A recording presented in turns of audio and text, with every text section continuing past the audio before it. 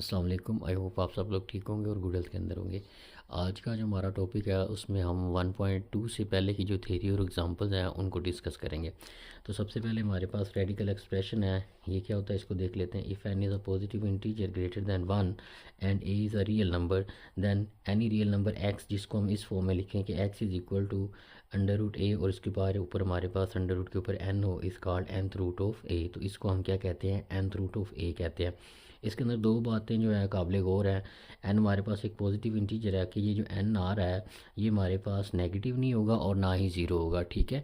उसके साथ यहाँ पे हमारे पास क्या आ रहा है कि ये ग्रेटर दैन 1 होना चाहिए। 1 भी नहीं हो सकता, ज़ीरो भी नहीं हो सकता और नेगेटिव नंबर भी नहीं हो सकता। क्या चीज़, एन हमारे पास ना नेगेटिव होगा, ना ज़ीरो होगा, ना 1 से छोटा होगा, ना 1 हो सकता है, 1 से बड़ा होगा। एंड और हमारे पास अंडर रूट के नीचे जो रकम आ रही है वो हमारे पास एक रियल नंबर है, ठीक है। तो अगर हम एक नंबर और एक्स लें और इसको इस फॉर्म में लिखें तो ये हमारे पास क्या कहलाता है, nth रूट ऑफ ए कहलाता है। इसकी थोड़ी सी हिस्ट्री देख लेते हैं और एक्सप्लेनेशन थोड़ी सी देख लेते हैं। एन हमारे पास एक नंबर हो, एन क्या होना चाहिए, पहले नंबर पे पॉजिटिव होना चाहिए। एन जो है नेगेटिव नहीं हो सकता और एन इज़ इक्वल जो 1 है वो नहीं हो सकता। इसका मतलब जो एन है वो ग्रेटर दैन 1 होगा, या हम एस को ऐसे भी लिख सकते हैं कि एन जो है कम से कम जो है 2 हो सकता है या 2 से बड़ा हो सकता है, ठीक है। तो इस तरह का एन हमने लेना है, ठीक है। एन एक पॉजिटिव इंटीजर है, इसका मतलब ये बटे वाला भी नहीं हो सकता कि एन के अंदर फ्रैक्शन का नंबर भी नहीं हो सकता।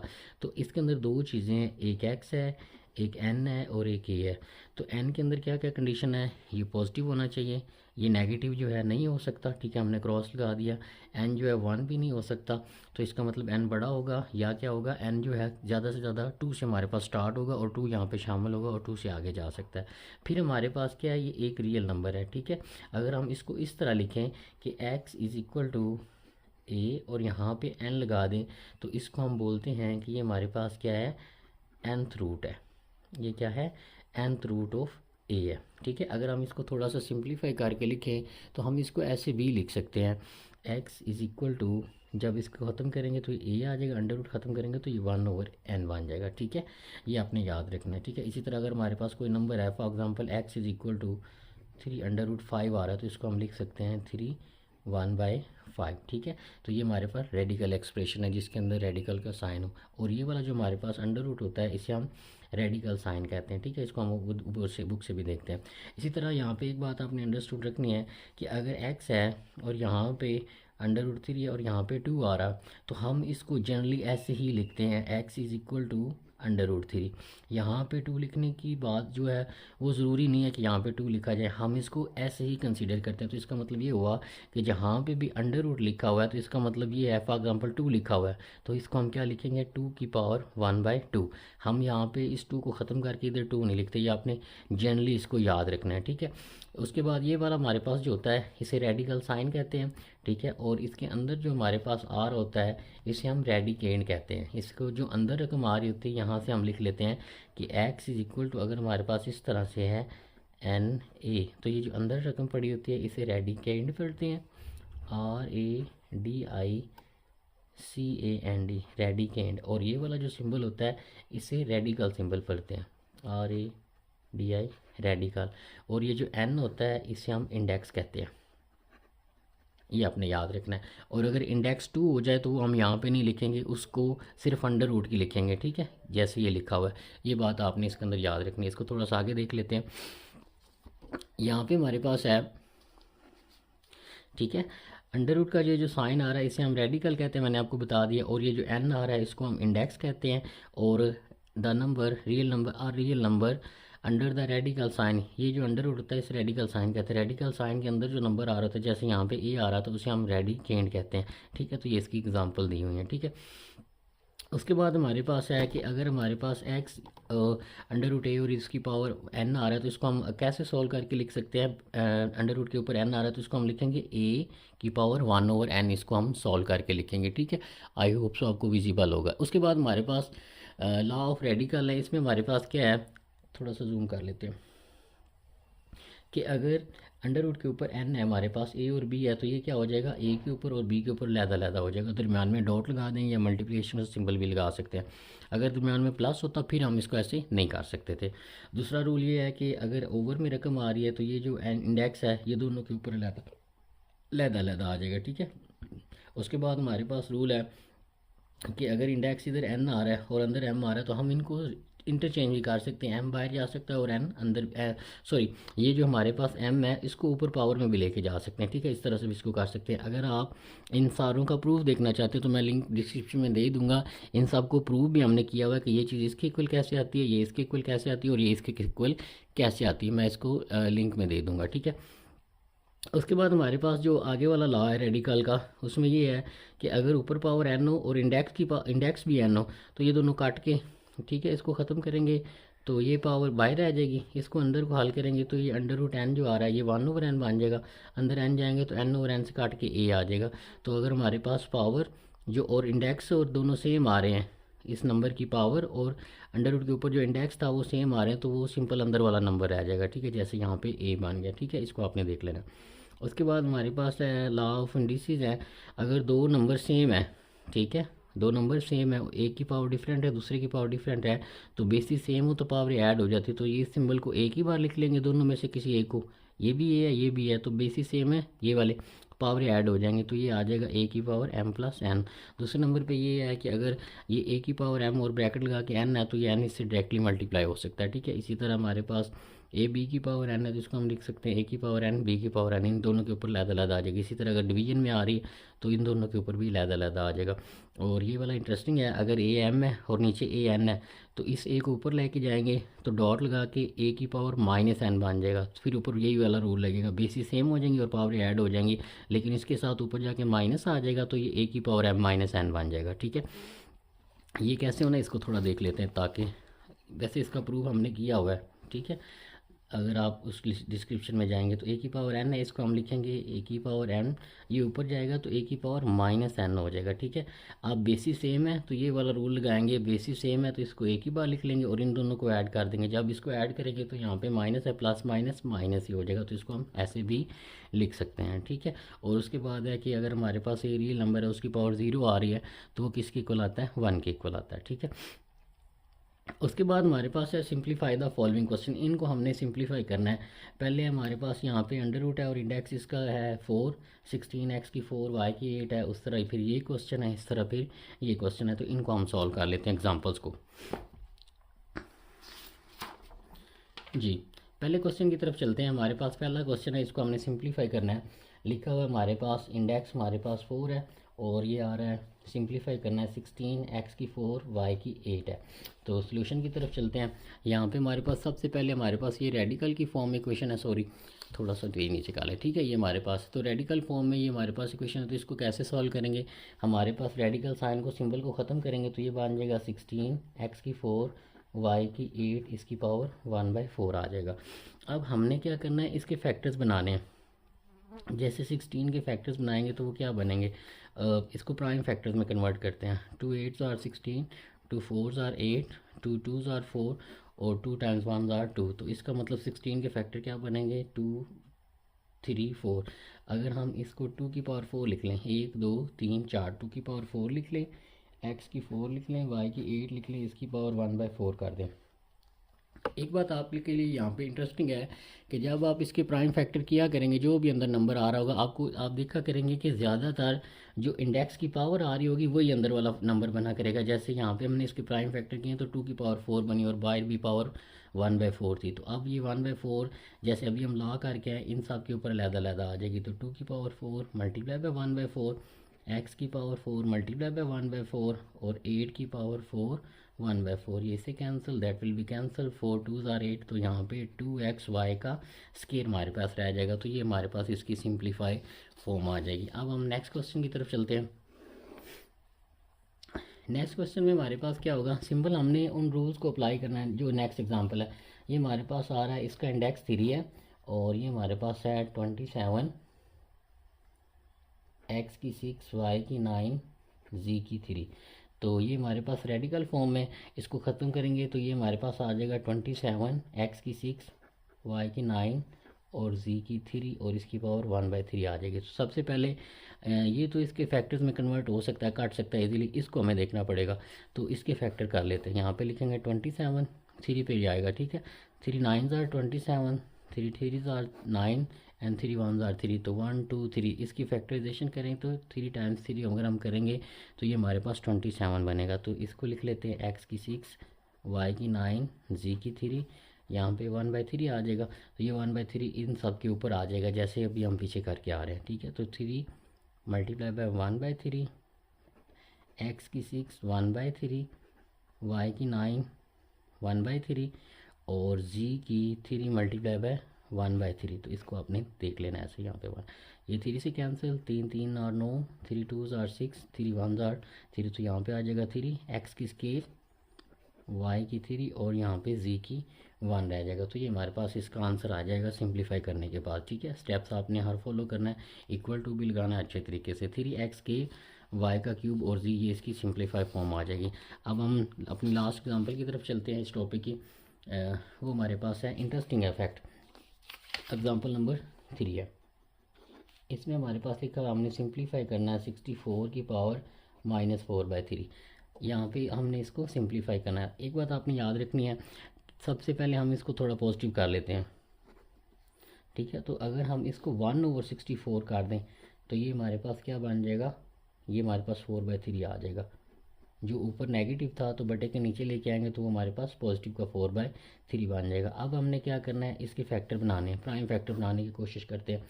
या फिर यहाँ पे अगर हम प्राइम बनाएंगे तो देखेंगे आप कि इसके मुकाबले हम 3 वाला नहीं बना सकेंगे, ठीक है। लेकिन अगर आप यहाँ पे गौर करें कि मैं कैसे फैक्टर बनाऊँ 64 के कि हमारे पास ये 3 से कैंसिल हो जाए, तो यहाँ पे इजीली आप देख सकते हैं कि 4 मल्टीप्लाई बाय 4 मल्टीप्लाई बाय 4 करेंगे, 4 4 16 और 16 4 64 होते हैं, ठीक है। मल्टीप्लाई करना है हमने इनको, तो ये 4/3 आ जाएगा। इसको हम लिख सकते हैं 1/4 की 3, यहाँ पे 4/3 आ जाएगा। फर्दर इसको सॉल्व करेंगे तो 1 और ये हमारे पास आ जाएगा 3 मल्टीप्लाई बाय 4 टाइम्स 4/3, तो 3 से 3 कैंसिल हो जाएगा, 1/4 की पावर 4 आ जाएगा। तो इसको जब आप सॉल्व करेंगे, ये बेसिकली ये लिखा हुआ है 1/4 4 मल्टीप्लाई बाय 4, तो 4 टाइम 4 टाइम फिर 4 टाइम, तो अगर आप इसको लेंगे तो that will become 256 and that will be your answer, ठीक है। तो उसके बाद हम आगे चलते हैं नेक्स्ट टॉपिक की तरफ। ये क्वेश्चन थे, हमने इनको सिंप्लीफाई करना था, एग्जांपल्स थी हमारे पास। उसके बाद हमारे पास आता है सोर्ट्स क्या होते हैं, ठीक है। ये टॉपिक हमारे पास कि सोर्ट्स क्या होते हैं। ये भी एक इंटरेस्टिंग टॉपिक है। An irrational radical with rational radicand is called a suit. कि हमारे पास क्या होगा कि हमारे पास इसका एप्लीकेशन क्या है, कहना क्या चाह रहा है कि हमारे पास यहाँ पे फॉर एग्जांपल 2 नंबर हैं,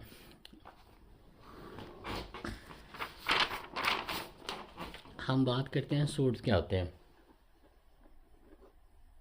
सूट हमारे पास क्या होता है, एक इरेशनल नंबर होता है। सूट्स हमारे पास क्या होता है, एक इरेशनल नंबर होता है। लेकिन उसमें क्या होता है, ये हमारे पास एक इरेशनल नंबर होता है जिसके अंदर जो रेडिकल होता है, रेडिकेंड होता है, जिसके अंदर एन इरेशनल नंबर, एक इरेशनल नंबर होता है विद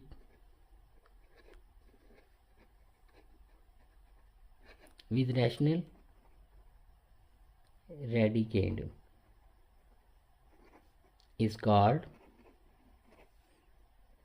सूट। कहना क्या चाह रहा है कि हम एक नंबर को सॉल्व करेंगे प्रॉपर, लेकिन उसकी शर्त क्या है कि उसके अंदर जो रेडिकेंड पड़ा हो वो हमारे पास क्या हो, रैशनल नंबर हो। तो मैं आपको थोड़ा सा समझा देता हूँ। फॉर एग्जांपल ये हमारे पास इंडेक्स एन है और ये ए पड़ा हुआ है। इसका जो ओवरऑल आंसर आना चाहिए ना फाइनल सॉल्व करने के बाद, वो हमारे पास क्या आना चाहिए, इरेशनल नंबर आना चाहिए। हमारे पास क्या आना चाहिए, इरेशनल नंबर आना चाहिए। लेकिन यहाँ पे एक और भी बात कही हुई है कि ये जो अंदर है रेडिकेंड, ये यहाँ पे रैशनल होना चाहिए। कैसे, हम इसको सॉल्व करते हैं। जैसे हम यहाँ पे ले लेते हैं √5। यहाँ पे आपको पता है कि n जो है वो 2 है, इसलिए हमने यहाँ पे नहीं लिखा। लेकिन ये अंदर वाला नंबर क्या है, ये रैशनल है ना, ये रैशनल है। लेकिन अगर हम इसकी ओवरऑल बात करें, √5 को सॉल्व करेंगे तो ये हमारे पास क्या आंसर देगा, ये इरेशनल नंबर देगा। इसका मतलब √5 हमारे पास क्या है, एक सॉर्ड है, ठीक है। इसी तरह आगे चलते हैं। अगर हम √9 को ले लें, ये अंदर वाला जो नंबर है ये तो रैशनल है, लेकिन अगर हम इसकी ओवरऑल बात करें इस पूरे नंबर की, तो वो हमारे पास रैशनल नहीं, इरेशनल नहीं आएगा। देखिए कैसे इसको हम सॉल्व करते हैं, इसको ओवरऑल सॉल्व करते हैं। ये अंडर रूट 9 लिखा हुआ है, तो इसको हम लिख सकते हैं 3 का स्क्वायर, ये से काट जाएगा तो ये तो 3 आ गया। और ये क्या आ गया, ये तो रैशनल नंबर है, ये हमारे पास क्या है, रैशनल। लेकिन हमने तो ये बात की थी कि अंदर रैशनल नंबर होना चाहिए अंडर रूट के नीचे, और उसको पूरे को हल करें तो वो इरेशनल होना चाहिए। लेकिन इसके अंदर तो रैशनल था, लेकिन इसको पूरे को हमने जब हल किया तो वो हमारे पास क्या बन गया, रैशनल। हालांकि इसको क्या होना चाहिए था, इरेशनल होना चाहिए था। तो ये जो अंडर रूट 9 है, नॉट अ सोर्ड है, ठीक है, नॉट अ सोर्ड नंबर। ये हमारे पास सोर्ड था, ये भी हमारे पास सोर्ड, ये हमने डेफिनेशन बताई थी सॉरी, और ये हमारे पास सोर्ड नहीं है। एक और एग्जांपल करते हैं एक दो, ताकि हमें अच्छे तरीके से समझ आ जाए।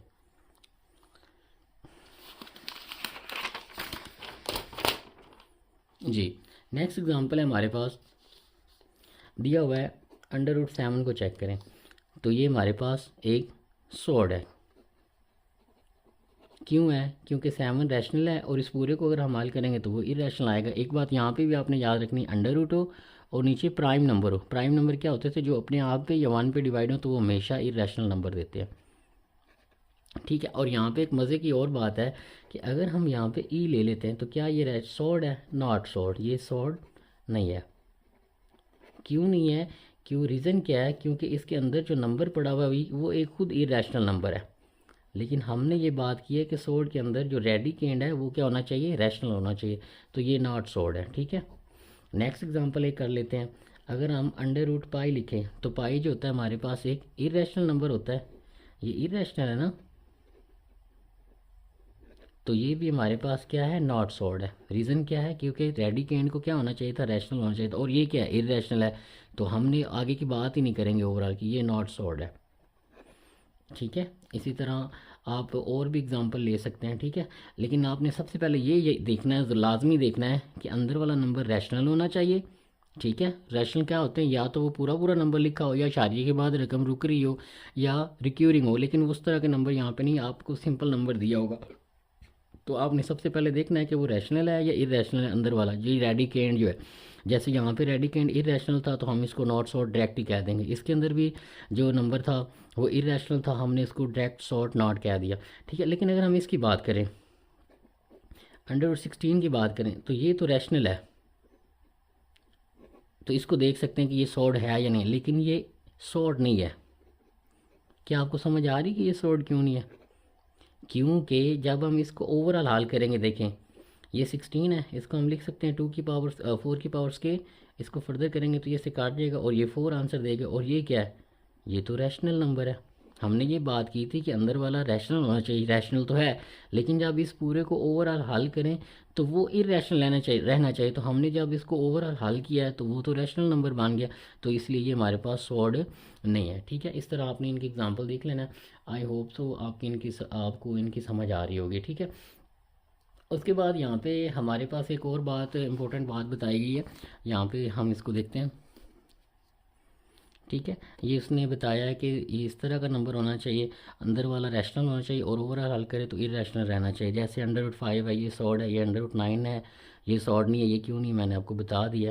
इसी तरह ये सॉर्ड है, ये सॉर्ड नहीं है, क्योंकि पाई और ये अंदर ही इरेशनल नंबर पड़ेंगे, अंदर जो है रैशनल नंबर होना चाहिए था, ठीक है। यहाँ पे एक इंपॉर्टेंट बात लिखी हुई है कि every sword number is an irrational number, कि जब भी आप सॉर्ड नंबर को हल करेंगे वो हमारे पास क्या आएगा, एक इरेशनल नंबर आएगा। लेकिन ये ज़रूरी नहीं है कि हमेशा इरेशनल नंबर भी सॉर्ड हो। फॉर एग्ज़ाम्पल इसकी एग्ज़ाम्पल आप क्या ले सकते हैं, जैसा कि अगर हम ये कहें कि अगर मैं अकेला ई ले पाई ले लेता तो ये एक इरेशनल है, क्या ये सॉर्ड है, नहीं, क्योंकि पाई तो एक इरेशनल नंबर है, हमने उसके ऊपर अंडर रूट तो लिया ही नहीं हुआ। तो ये नहीं हम कह सकते कि एक इरेशनल नंबर हो और वो सॉर्ड भी हो, ठीक है। इसको आपने याद रखना है। और उसके बाद हमारे पास ये एग्जांपल दी हुई है, अ sword contain single term is called monomial. अगर एक ऐसा सॉर्ड, जैसे ये अंडर रूट 5 है, ये अंडर रूट 7 है, अकेला नंबर हो, ठीक है। जैसे अंडर रूट 7 ये लैदा नंबर है और अंडर रूट 7 लैदा नंबर है। जब अकेला नंबर आ रहा हो तो उससे हम क्या कहते हैं, अकेले नंबर में सॉर्ड आ रहा है तो उसको हम क्या कहते हैं, मोनोमियल कहते हैं। और अगर इनके दरमियान प्लस होती या माइनस होती, जैसे यहाँ पे अंडर रूट 3 + 5 कर दिया या अंडर रूट 2 + 7 कर दिया, तो ये वाले हमारे पास कौन से हैं, मोनोमियल सॉर्ड है, और इनको क्या कहते हैं, इनको हम क्या, सॉरी, द सॉर्ट डैट कटने सम ऑफ टू मोनोमियल, अगर ये देखें ये मोनोमियल था, ये भी मोनोमियल था, अगर इन दोनों को जमा कर दें तो फिर इसे क्या कहेंगे, बाइनोमियल सॉर्ट कहेंगे। ठीक है, ये आपने याद रखना है इसको।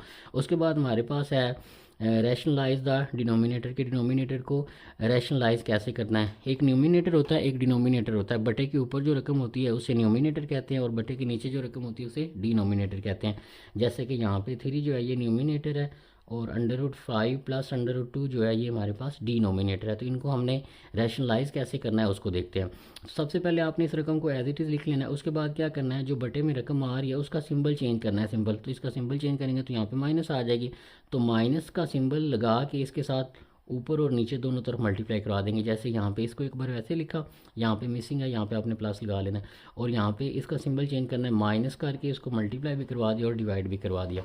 जब अब ऊपर इसको इससे मल्टीप्लाई करेंगे तो ये एज इट इज़ आ जाएगा, नीचे a प्लस बी और a माइनस बी पड़ा हुआ है, तो वो a का स्केयर माइनस b का स्केयर हो जाएगा। तो 5 का स्केयर माइनस √2 का स्केयर हो जाएगा, अंडर से अंडर कैंसिल हो जाएंगे तो 5 माइनस 2 रह जाएगा। इसको सॉल्व करेंगे तो 3 आ जाएगा, 3 से 3 कैंसिल हो जाएगा, तो बाकी ये हमारे पास आंसर आ जाएगा। हमने क्या किया, इस नंबर को रैशनलाइज़ किया। ठीक है, डिनोमिनेटर के साथ। इसी तरह इसको भी हम देख सकते हैं, रैशनलाइज़ करने के लिए इसी नंबर को हमने पूरे को, ये जो नीचे आ रहा है √5 माइनस √3, इसका सिंबल चेंज करके ऊपर और नीचे मल्टीप्लाई करवा देना है। तो ये न्यूमिनेटर और डिनोमिनेटर से मल्टीप्लाई करवा दीजिए, ये ऊपर एज इट इज़ आ जाएगा, नीचे फिर वही फार्मूला लग रहा है a minus b a plus b, तो वो हो जाएगा a का स्केयर माइनस b का स्केयर, फार्मूला लगेगा। अंडर कैंसिल हो जाएंगे, इसका इससे कैंसिल हो जाएगा, तो 5 माइनस 3 रह जाएगा, नीचे 2 रह जाएगा। तो ये हमने इसको रैशनलाइज कर दिया। ठीक है, आई होप तो आपको इसका अच्छी तरीके से समझ आई होगी। अगर आपका फिर भी कोई क्वेश्चन है तो आप पूछिएगा, इंशाल्लाह उसको क्लियर किया जाएगा। अपना बहुत सारा ख्याल रखिएगा, मिलेंगे नेक्स्ट वीडियो में 1.2 को क्लियर करेंगे। अल्लाह हाफिज़, थैंक यू वेरी मच।